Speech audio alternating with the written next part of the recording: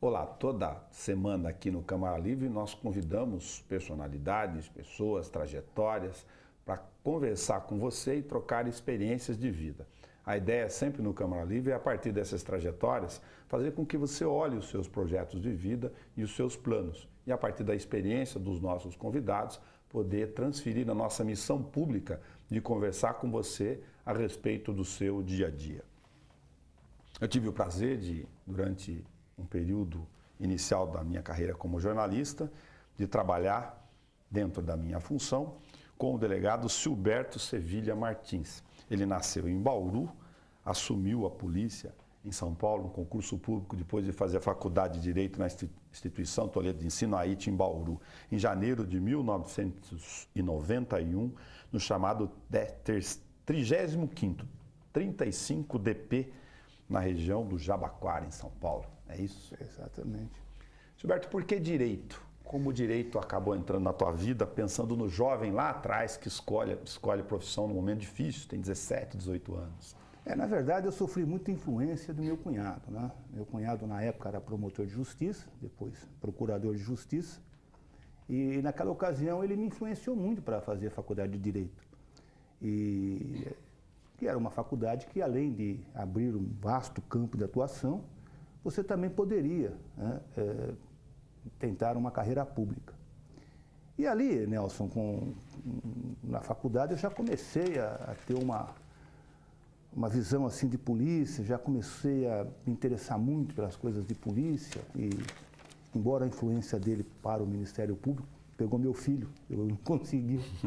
Mas eu já tinha essa paixão pela polícia, assim, iniciando, e realmente foquei, ao terminar a faculdade, em prestar concurso público. E fui. Quando você entrou na polícia aqui em janeiro de 91, no 35º DP em São Paulo, no Jabaquara, você já estava casado, inclusive? Já estava casado. Foi uma vida difícil, né? Desde o casamento até um suporte financeiro, uma segurança financeira, foi muito difícil. E a minha vida em São Paulo também não foi fácil, porque eu fiquei em São Paulo, mas morava em Bauru, né? Eu comento exatamente por causa disso, pensando nos jovens aqui. Você casar, constituir família, vai para uma cidade desconhecida, longe dos seus parentes, tentando se adaptar numa situação com a família montada. É muito difícil, mas vale a pena, sem dúvida alguma. Eu acho que é o caminho, né? O caminho é o estudo, você estudar e fazer o sacrifício, né? O sacrifício vai ter a sua recompensa. Você escolhe o seu caminho. Eu escolhi o meu. E esse foi meu caminho. Você sempre quis a polícia? Verdade, essas influências acabaram levando você para esse caminho? Eu comecei a ter algumas influências de polícia já na adolescência. E a faculdade, eu tinha amigos que faziam faculdade comigo que eram investigadores de polícia.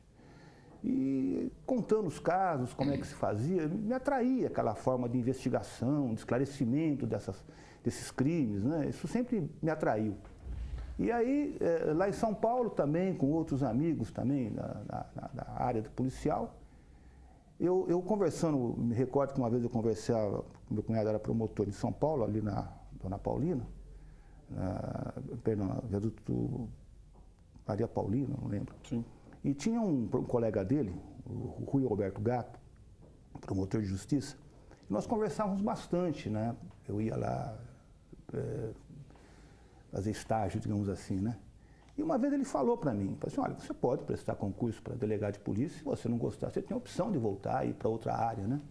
E você, de repente, pode também gostar, né? Não fica preso ao seu cunhado, essa pressão toda aí, não, vai lá, vai lá.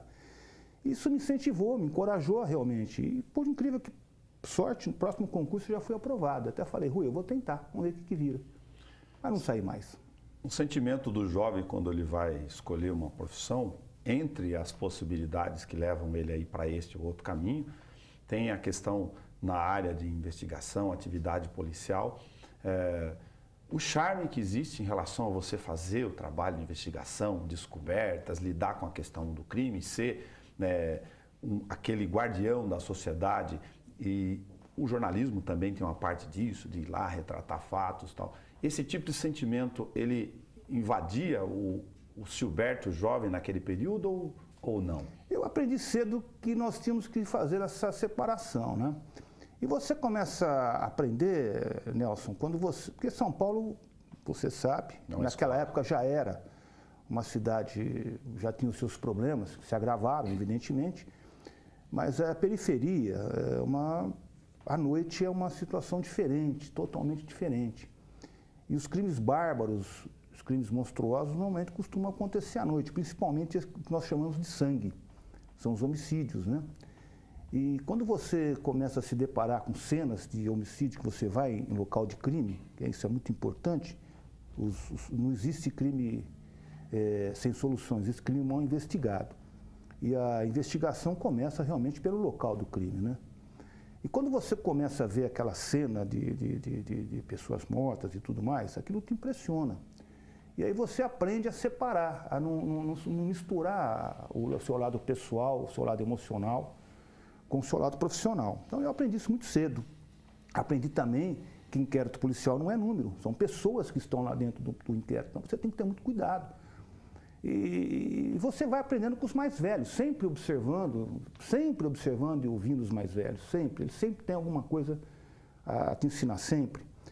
Portanto, eu não tive essa influência, essa situação do lado pessoal. É óbvio que todo ser humano, às vezes, se envaidece, se orgulha de alguma coisa que fez, que deu um resultado positivo. Mas, por outro lado, nós também temos que ver que teve muita situação, nós não conseguimos resultado positivo. E, às vezes, trabalhamos até mais, em casos que trabalhamos menos e obtivemos o resultado positivo. Então, você não pode se frustrar com aquilo que você não conseguiu e também não pode se envaidecer daquilo que realmente você conseguiu. Eu aprendi isso muito cedo.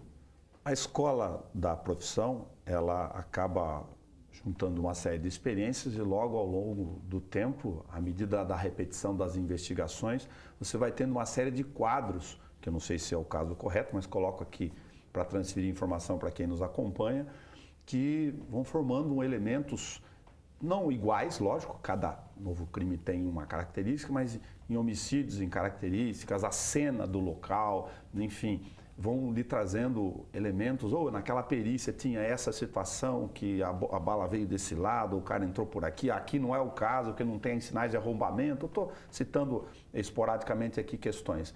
De que forma essa sequência de experiência acaba abrindo condição para um profissional como você, chega um determinado momento, você chega na cena e fala, bom, aqui provavelmente aconteceu isso. Olha, essa é uma questão elementar para quem trabalha com investigação, né? Da mesma maneira, eu costumo dizer que São Paulo, se por um lado foi uma experiência assim, um pouco traumática, por outro lado, foi uma escola que eu jamais vou esquecer. Quer dizer, quando eu vim para Bauru, eu já vim praticamente pronto. O tempo que eu fiquei em São Paulo me deu condições de chegar em Bauru sem problema algum. Uma das coisas que é importante é a perícia. Você acompanhar a perícia, por exemplo, em casos de homicídio, por exemplo, ou em outros todos, né? Mas homicídio principalmente. Porque o homicídio, ô Nelson, quando você chega numa situação de homicídio, está o corpo, e ele não vai falar que aconteceu. Você tem que imaginar o que possa ter acontecido ali.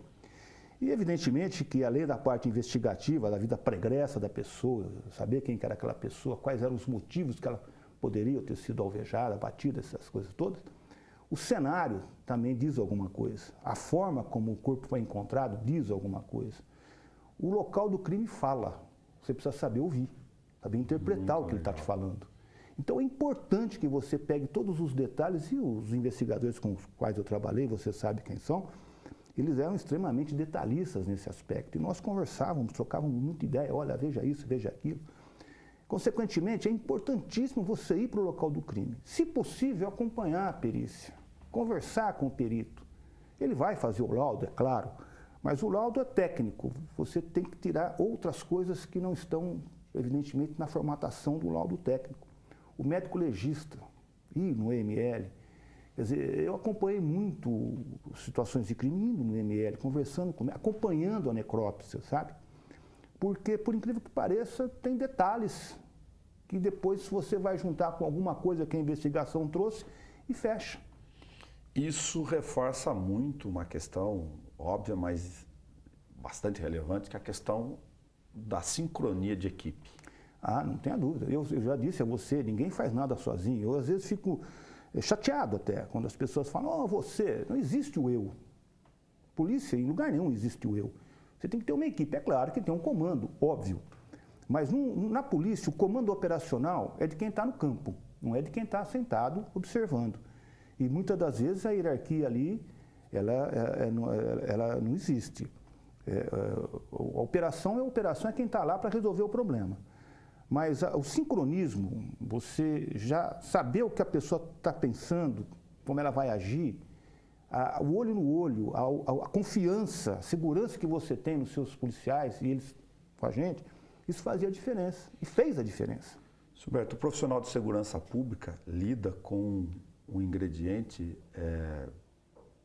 por si só, emocionalmente perigoso do dia a dia, para usar uma expressão. Olha, e como você lidou com isso, como foi para o Gilberto, cidadão, pessoa, familiar, essa relação com o risco e o perigo que é necessariamente iminente com a profissão? Volto a lembrar São Paulo. Eu trabalhei em São Paulo e os ensinamentos que me deram eram os seguintes. Trabalhei com grandes policiais em São Paulo, grandes policiais. E uma das coisas que vamos colocar, o infrator não gosta, não permite, é lei, que a gente chama lei do crime. Em primeiro lugar é o que chama-se de esculacho. Na linguajar do crime, o esculacho. O esculacho é o tapa na cara, o desrespeitar. Eles não Códigos de conduta. Eles não aceitam isso. Então, é uma situação que você não deve agir dessa maneira. A outra coisa é o que eles chamam de intrujar, entendeu? Intrujar. Intrujar é fazer com que o delito esteja na mão dele. Não é dele, não é dele. Isso eles também não admitem. A outra coisa que eles não admitem é que você zoar a família, quer dizer, você maltratar os seus familiares. Humilhação de nenhuma espécie. Isso, na verdade, não é só a pessoa que comete um crime. Qualquer ser humano, ninguém gosta disso. Então, se você não gostaria que acontecesse com você, de ser humilhado, de ser maltratado, da mesma maneira como você também é um ser humano como ele. Se você não gosta para você, não queira para ele. Agindo dessa maneira, eu sempre obtive, por parte daquelas pessoas que cometiam o crime, um certo respeito. Não o respeito pela força, o respeito pela truculência, o respeito pela violência, mas o respeito pelo respeito. Eu os tratava e dizia a eles, você está sendo preso porque você cometeu isso. Agora, se você vai ser condenado, não é problema meu. O meu problema é apurar a infração penal. Está apurado aqui por causa dessas situações e fim de papo. Você quer falar, você fala. Você não quer falar, você não fala. Mas você vai responder porque a cadeia já é dura demais, né? Eu falo, o cara pegou só 5 anos de cadeia. Fica um mês na cadeia para você ver a dureza que é. Então, quer dizer... Fica em casa, dentro do quarto, uma semana fechado. A lei já está dando a ele uma situação difícil. Não precisa a polícia, a gente fazer alguma coisa dessa natureza. Por essa razão, eu sempre acreditei que, em agindo dessa maneira, eu não teria, por parte da outra pessoa, qualquer reação adversa. E coloquei na mão de Deus. E, afinal de contas, foi ele que me colocou lá, né? É que é um ingrediente natural, que estão transferindo aqui, porque a gente não vive com isso no dia a dia.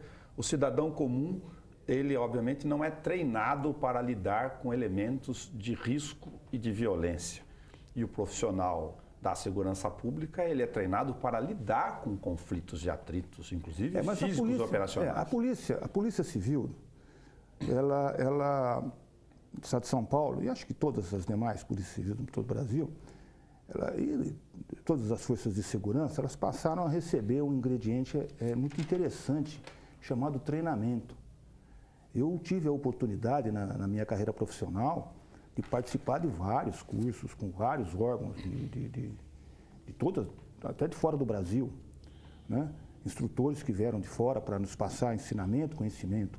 Portanto, hoje a polícia ela é muito mais bem preparada que na época que eu entrei.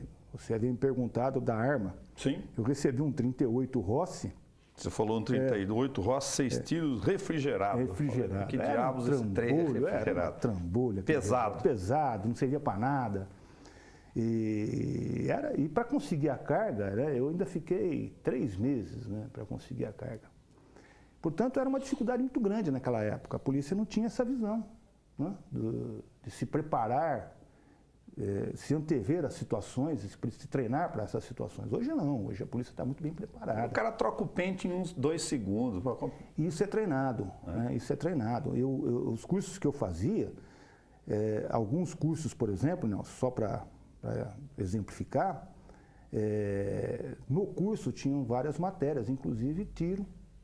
E eu já era um dinossauro, né, perto daqueles meninos que estavam começando, mas você era obrigado a fazer o curso e obrigado a se submeter às provas. E não tinha, você é delegado aqui, você já está meio velhinho aqui, então fica tranquilo. Não, tem que acertar lá no K5, K9. E a gente tinha que fazer, né? Então, esse preparo é um preparo até para a vida, né? E te prepara para você encarar essas situações que eu encarei na minha época, porque eu achava que era o certo e eu gostava. Mas eu fico pensando na cabeça dos meninos, o Guilherme e o Bruno, de chegar em casa na operação e abrir o jornal no outro dia, não sei como você fazia, assim, você resguardava os momentos certamente que ocorreram em 25 anos de polícia mais perigosos, e falava, poxa, nessa situação aqui meu pai podia não ter voltado, isso é faz um raciocínio. Eu tive uma sorte, Nelson. Natural. Eu tive uma sorte. O que acontece? Eu trabalhei com o Dr. José Jorge Cardia, né? Então, na verdade, o que a gente fazia? Você que se vira aí, o problema com a imprensa é com você. Então, ele dava aquele escudo para a gente, né? Ele que segurava toda essa pressão que tinha, né? Mas, sem dúvida alguma, que tirando a mídia, que realmente a gente não aparecia, isso era muito bom, mas tinha a realidade, que era voltar para casa. E o lema na polícia é voltar para casa vivo, voltar para casa sempre vivo, né? E muitas vezes você não sabia como você realmente ia voltar para casa. Mas nós tínhamos uma equipe muito bem preparada, viu, Nelson? Nós tínhamos uma equipe bem preparada. Nós íamos para as últimas consequências mesmo, preparado para a última consequência. Sempre assim, se prepara para o pior, esperando o melhor. Mas não era heróis, saía... Não, nós íamos com toda a cautela. A cautela para voltar para casa viva. Claro. Se de repente a situação não era aconselhada um tipo de situação, nós não fazíamos. Vai entrar no beco de novo, claro, só para questão de herói? Não, isso jamais. Até porque isso até é abominado pela própria instituição. A instituição preza pela vida do seu policial.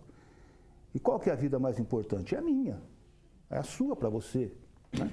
Tem a dúvida. Pois é. E a gente está lá defendendo a vida de terceiros, quer dizer, ela passa a ter uma importância grande para a gente. Mas não tem como medir qual vida mais importante, né?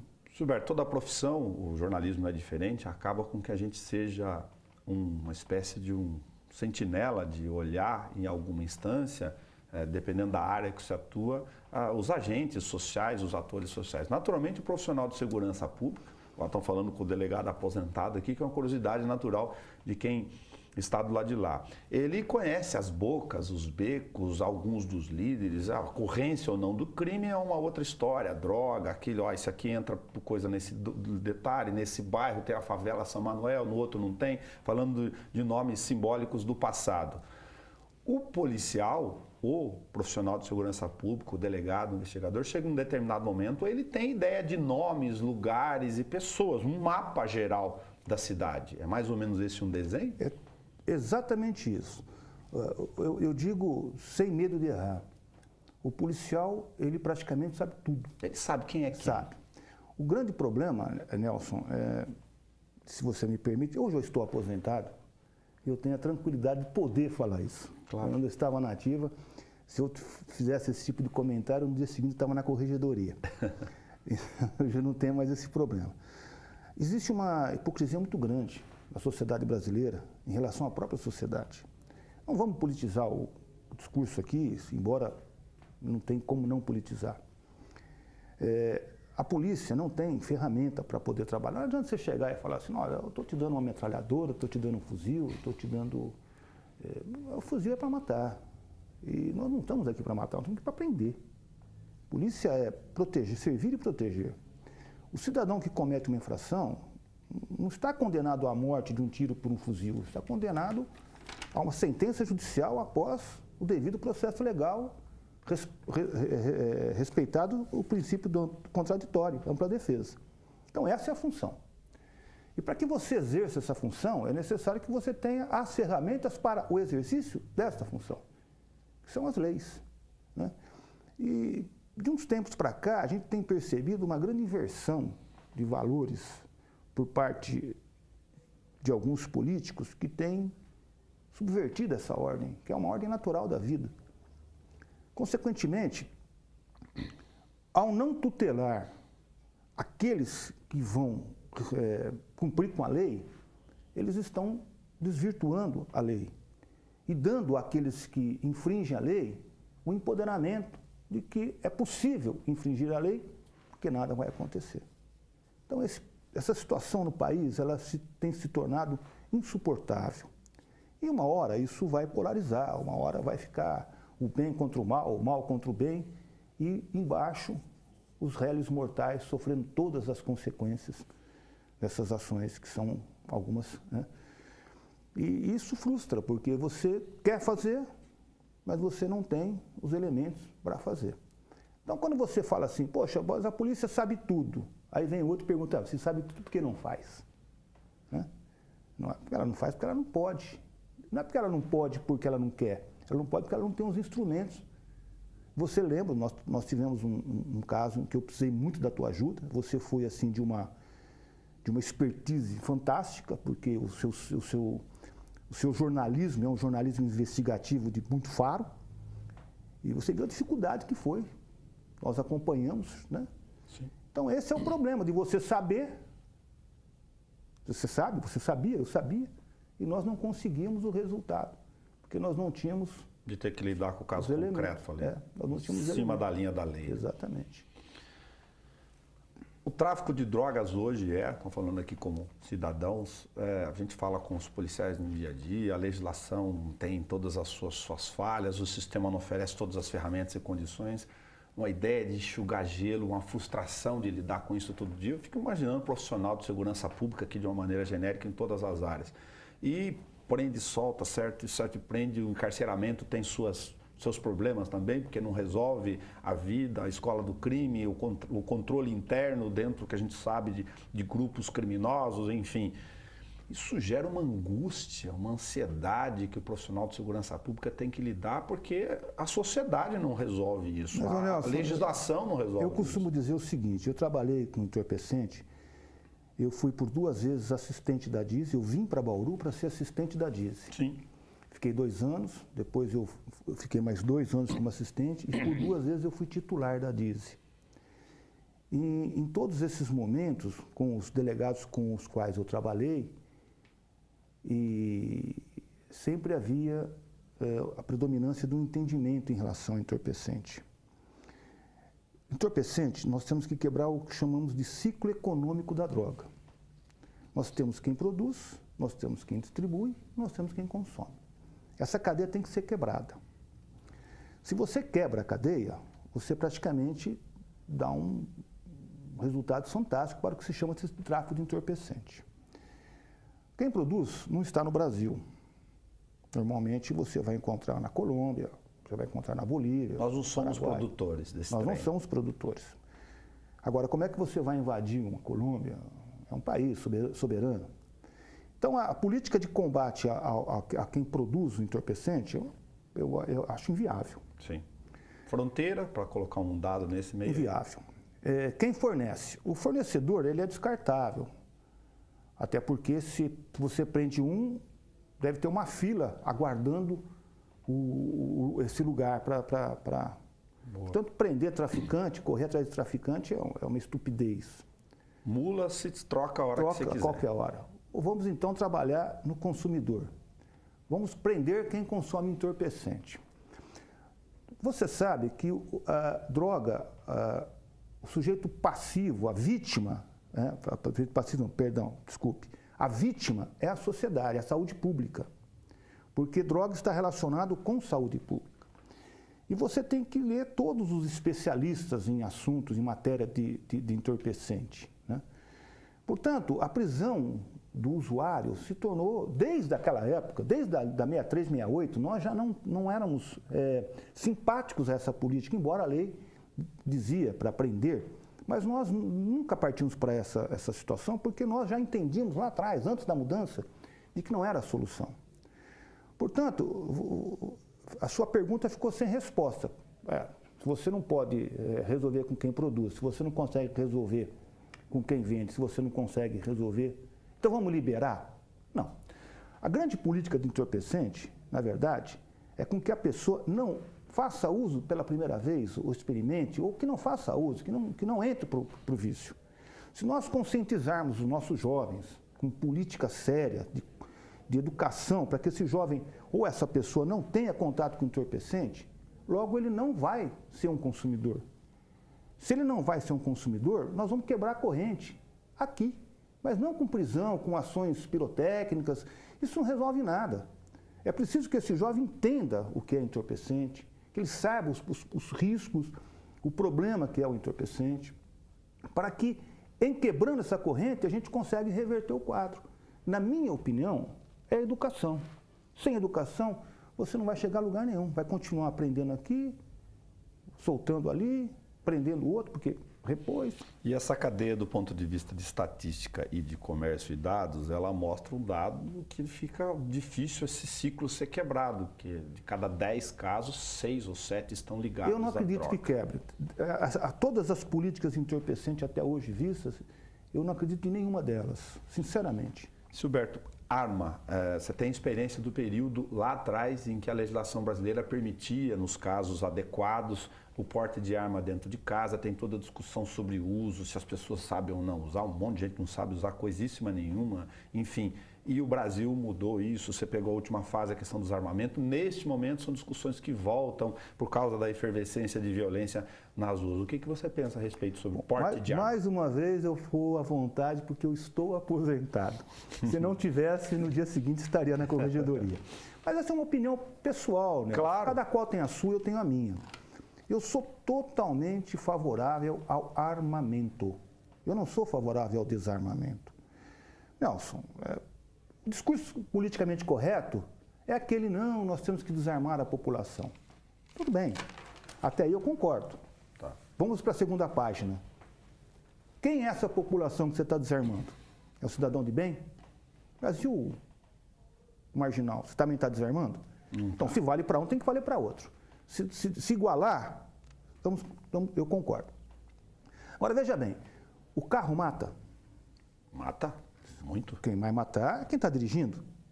Se você dirigir bem, você não vai matar. A arma também não. Sim. Se você souber usar a arma, você também não vai acontecer nada. O problema é que existe muita paixão daqueles que querem o desarmamento e muita paixão daqueles que querem que voltem as armas para matar. A arma não é para matar, a arma é para proteger. Você está lidando com a questão do ser humano de novo. Porque, veja bem, Nelson, existem as excludentes dentro da juridicidade. Legítima defesa. Os pilares da Constituição é o patrimônio e a vida. Ok. Muito bem. A sua casa, você conseguiu essa casa com muito sacrifício, trabalhando, os seus móveis, os seus bens, o seu celular, o seu relógio. Você não ganhou, você trabalhou para ganhar.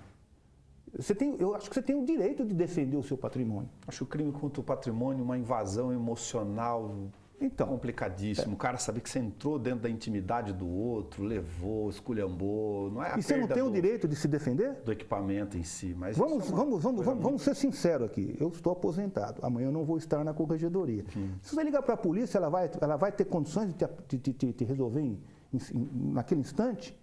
Não vai. O crime contra o patrimônio hoje praticamente não é investigado na prática, porque até o volume é tão gigantesco. Ele é investigado na medida da capacidade que você tem de investigar. Sim. Então, ontem eu vi lá, 8% dos homicídios não são esclarecidos. Poxa, para quem escuta uma notícia dessa, vai fazer o seguinte, a polícia não investiga. Não, a polícia investiga a capacidade que tem de investigar. Claro. Quando eu entrei na DIG, nós tínhamos 18 investigadores. Isso em 99. Quando eu deixei a DIG em 2006, eu tinha 8. Eu ia comentar sobre isso. Então. Ia comentar sobre outras duas questões aqui. Se você pegar a estrutura e o número de policiais, investigadores, distribuído por distrito, nós andamos para trás. Andamos para trás. Mas essa política é equivocada. É uma política totalmente equivocada. Olha, eu vou dizer a minha opinião. Claro. pessoal fala assim, segurança pública. O que vem à mente em segurança pública? Polícia na rua. A polícia está na rua. A polícia está na rua, sempre esteve na rua, sempre cumpriu com o seu papel exemplarmente. O que vem em segurança pública é que o autor de crime esteja encarcerado. Nelson, se você falar assim, nós tivemos 200 roubos esse mês. Não pensa você que foram 200 pessoas que cometeram um roubo. São sempre os mesmos. Aqueles 10, cada um comete 10 roubos cada um. Eu falei do nível de reincidência, que o profissional chega no lugar, isso aqui foi fulano. Então, veja bem, se você tira essa pessoa de circulação, em primeiro lugar, ele vai responder pelos crimes que cometeram e vai deixar de cometer outros porque ele está preso. E aí você diminui o número de... Eu falo isso e eu mostro, em 2006 nós fizemos um trabalho a esse respeito. 2006 foi o ano em que todos os indicadores criminais de Bauru caíram. Tem muita reincidência nessa escola muita reincidência. Do crime, você, do dia a dia. Você prendia um, aí fazia o reconhecimento fotográfico ou até pessoal, apareciam outros. Pelo modus operandi você já... Então essa política seria uma política mais acertada, você investir pesado na investigação, para que as pessoas que cometem o crime estejam presas. Consequentemente, além dele responder pelo que ele cometeu, em liberdade ele vai cometer outros. Essa é a minha visão. Os teóricos que gostam de estudar segurança pública, tem muita bobagem, mas tem coisa muito séria no meio, falam coisas soltas. Por exemplo, que a peça do inquérito hoje policial não pode ser um mero descritivo, lá a capacidade boa de escrever texto, porque tem que ter esse link equipe, estrutura, rua, ferramentas, pessoas e ir a campo. A gente escuta muita coisa, né? Eu gosto se virar um confessionário de declarações, não chega a lugar nenhum. Mas não é bem assim. As pessoas falam assim, uns falam assim, o inquérito não serve para nada e tudo mais. Eu não vi um condenado que não teve um inquérito. Lógico. Eu não vi um. Impossível. O que acontece é o seguinte, eu acho que o inquérito policial, ele deveria ser mais, digamos assim, não digo célere, porque a celeridade muitas vezes atrapalha. Devia ser mais dinâmico, sabe? Devia ser mais dinâmico. A investigação devia ser mais dinâmica. A justiça deveria ser mais dinâmica, né? Só que nós vamos enfrentar uma série de problemas. Não são só problemas de lobbies e de instituições, problemas estruturais. Nelson, como é que você quer que um país que tem esse rombo gigantesco em apenas uma operação, vamos citar o Rio de Janeiro, por exemplo, olha a situação que está o Rio de Janeiro. Sim. E a situação que está o seu ex-governador, não sei se fez, se não fez, isso não é problema meu. Sim. Quem tem que dizer é a justiça, e parece-me que disse que sim, né? E se falta essa condição para a ponta, você vai ficar enxugando pedras, enxugando gelo. Sim. O mesmo problema que você citou das drogas, o problema das investigações. A quem interessa uma boa investigação? Se você pode chegar a um alto grau de... Então é difícil, né, Nelson? Sim. É difícil. Prestar homenagem aqui no nosso bate-papo ao Celso, ao Glênер, ao Eduardo, ao Mané e ao Marcelo Cabeça. Uma equipe que trabalhou com você há muito tempo. Desses 3, o Papai do Céu está com eles lá. Foram 5 grandes investigadores. Você pode ter certeza que, graças a esses 5, eu fiz uma partezinha também, o Cardia fez uma grande parte. Eu digo a você, Nelson, sem medo de errar, cara, foram as melhores épocas da Polícia Civil de Bauru. Não teve um caso nessa época que não foi esclarecido.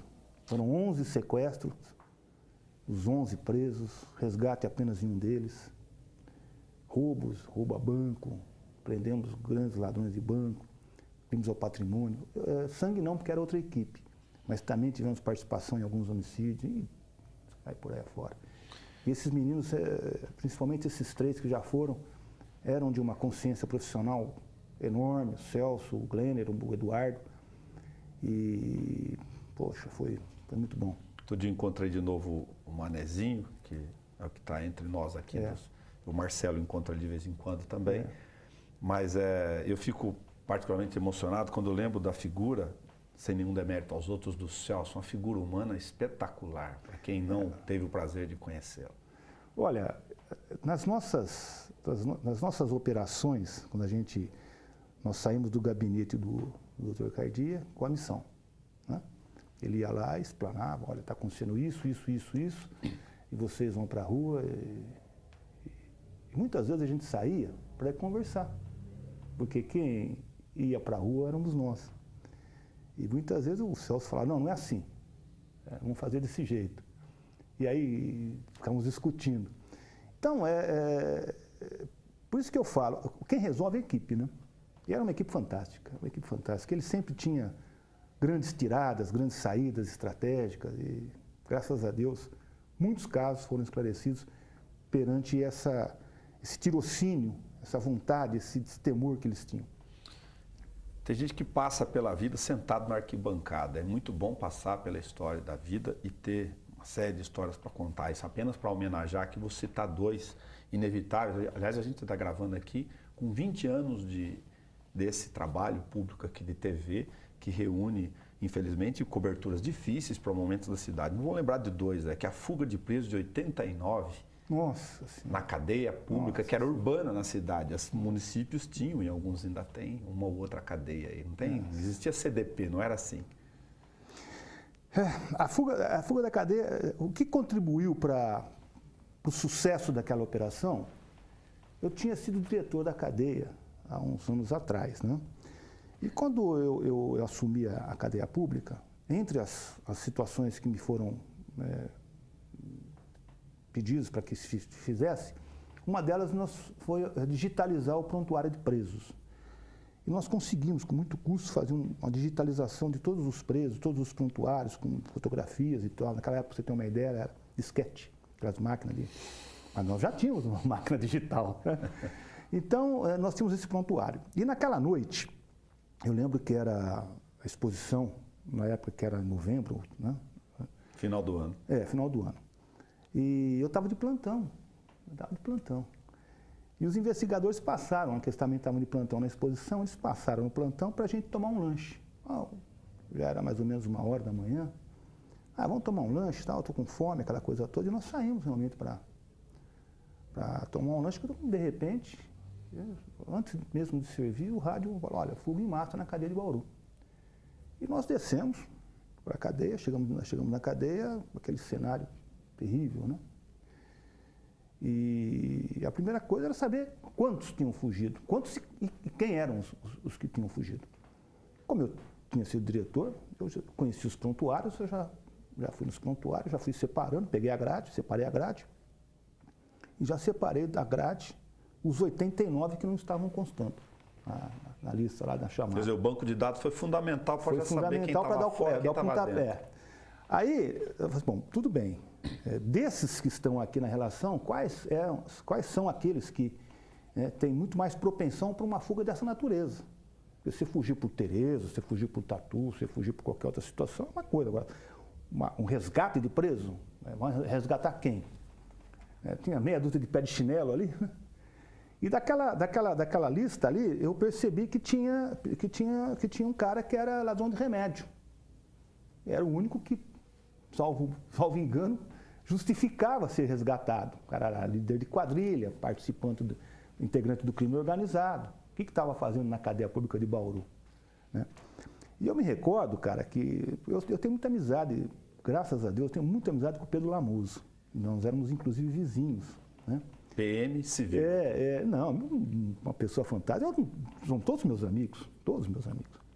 E ele desceu, aquela humildade dele, encostou do meu lado e falou assim, Beto, o que você precisa? Eu falei assim, Pedrinho, se você puder, bota os polícia na rua, na estrada, porque, dá uma olhada aqui, esse cara aqui é de Carapicuíba. Ele não vai fugir para Lins, para Americana, ele vai fugir para Carapicuíba, pô. Vê com a rodoviária, bota os polícia nessa, ele vai para lá. Tá bom, ele saiu, né? Em dado momento, acho que umas 2, 3 horas depois, ele me liga, assim, passou no pedágio em Tatuí, né, um carro foi abordado, fugiu do pedágio, e tem duas pessoas, uma não tem documento e o outro se identificou, eles são de Carapicuíba. Mas uma situação estranha, assim, segura lá que eu estou indo para lá. Vamos ver quem que é esse caboclo aí, que é? O cara que faz o pedágio, né? E era o chefe da quadrilha que estava lá. Putz. Nós fomos lá, levei o carcereiro, levei o agente para reconhecimento, e ele foi autuado em flagrante por um outro delito. Então, a partir dali, nós vimos no bolso dele, foi o Glenner e o Mané, duas da equipe aí. O Cardia chamou, vocês vão para lá. Bora. Largamos o plantão, 6 da manhã, e fomos para Tatuí. E no bolso dele tinha um nome de um outro preso. O nome de um outro preso que não estava, já tinha sido preso um tempo atrás, conhecido. E eu liguei para o Cardia, assim, Cardia, olha, você dá um pulo na casa de fulano e cata ele, que ele está envolvido. Tá, o nome dele está aqui no bolso. Aí, Nelson, quando nós voltamos para Bauru, já estava esclarecido o caso. Então você vê que sorte, claro, mas trabalho também. Perspicácia, perspicácia, experiência, dados na mão. Se você não tivesse feito banco de dados naquele período, que hoje tem scanner digitalizado. Hoje tem. Não, era um disquete. Cada disquete cabia acho que 5 ou 6 fotografias. Mas nós fizemos aquilo que os carcereiros que fizeram, na verdade. Mas o cara chega hoje na cena do crime, ele tem os equipamentos tecnológicos que identificam lá os resquícios, mas não que tinha, mandam para o computador com microscópio super potente na época para pegar vestígio. Hoje tem todos esses, hoje tem, né? Era químico quase. Fica mais fácil, né? Muito legal. Ou mais difícil, não sei, eu estou aposentado, já não sei mais nada. Gilberto, normalmente eu não falo nada sobre a questão de histórias e períodos que eu passei, mas eu passei uma com você que eu ia pedir licença para deixar registrado aqui, o respeito à forma profissional como você lidou do lado de lá. Infelizmente, a cidade estava passando no final dos anos 90, por um período político-administrativo que todo mundo já sabe da história, e isso foi parar na polícia, infelizmente, além do judiciário. E os casos de escândalos acabaram formando atentados a tiro, uso de coquetel molotov, morteiros, gente que ficou exposta o tempo inteiro, vereadores, enfim. E eu sofri nesse período como profissional um episódio muito difícil. Isso faz 20 anos, coincidentemente agora, do período profissional. E o delegado Silberto, chefe da operação daquela equipe na época, no determinado momento cruzou um dado de informação e, usando a expressão do meio, me interceptou no meio da conversa. Essa conversa, uma das primeiras, foi num restaurante que tinha aqui do lado da Câmara Municipal, para fazer o relato. Hoje tem uma igreja grande aqui, mas tinha um restaurante ali bem na esquina das Áreas Leite, com a Rodrigues Alves. E ali você falou, olha, a gente está investigando um pedaço aqui, você está numa pista parecida, a gente queria ver o que podia compor isso. Para ser breve, isso acabou, como um episódio entre tantos outros, numa tocaia, né, usando a expressão simbólica, sentimental do meio, lá na Duque de Caxias, do lado de onde era H2, ali no bar, e, enfim. E você foi muito preciso na identificação e no encaminhamento, que foi fundamental para o desfecho de um grupo gigantesco à época, que envolvia gente de dentro e fora do poder público, infelizmente. Nelson, foi um período difícil, você sabe, você acompanhou, muito difícil. E para mim, deixou de ser difícil a partir do momento que nós tínhamos uma equipe fantástica. E eu encostei no Cardia e falei, olha, Cardia, o caminho está indo para um lado perigoso. As investigações estão caminhando para um lado que talvez não seja muito agradável. E ele me deu carta branca, falou assim, você vai, eu fico na retaguarda. E eu falei, olha, nós estamos entrando num terreno minado, nós não podemos errar. Um erro vai custar muito caro. E ele reuniu a equipe, mais uma vez o Celso Francisco Muniz, que Deus o tenha. Nós começamos então a buscar as pistas que pudessem levar aos autores, né? E entre essas pistas, né, Nelson, chegou ao meu conhecimento que você também estaria dentro da sua atividade de imprensa investigativa, você tinha uma informação extremamente útil e valiosa, que te custou muito caro, realmente custou muito caro, a gente sabia disso. Você também foi vítima de tiros na tua casa e de ameaças a você, a sua família. Nós sabíamos disso. Nós sabíamos de tudo isso.